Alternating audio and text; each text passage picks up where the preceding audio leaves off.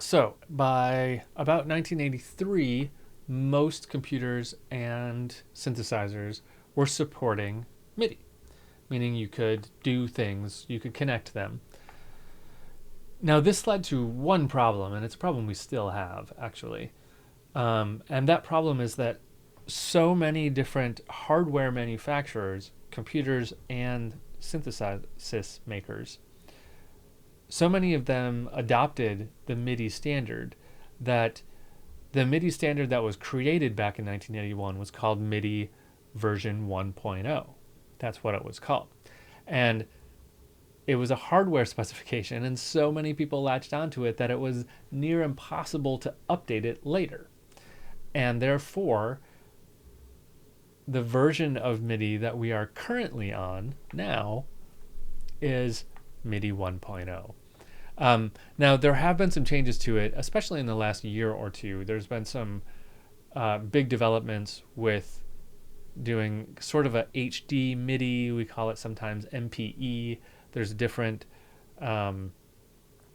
things we call it. But there have been some updates to the way MIDI works, but they're really add-ons. The main protocol, as it was invented in 1981, is still what we use. So MIDI is not real high tech. It's actually fairly low tech once you get to know what's inside of it, which we'll talk about soon. So, when they came together to build it, what they wanted to do was achieve a few things with MIDI.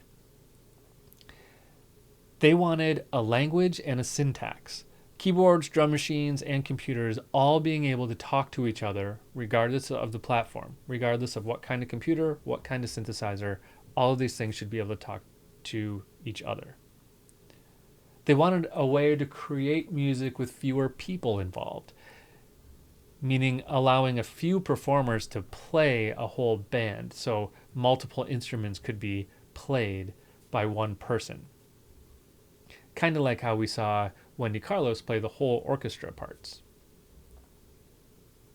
And the third thing was portability, reducing the amount of gear that was needed to make this kind of music.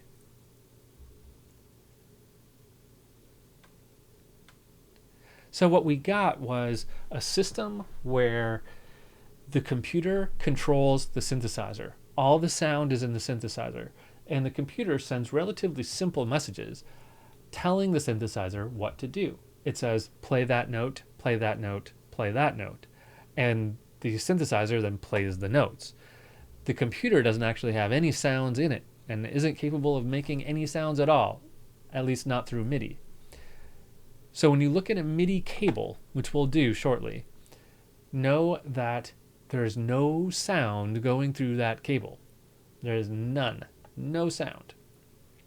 There is only control messages, only messages telling the other end of the cable what to do and how to do it.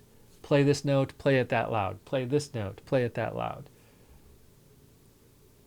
Because that's what MIDI is. It's just messages telling one thing what to do and how to do it.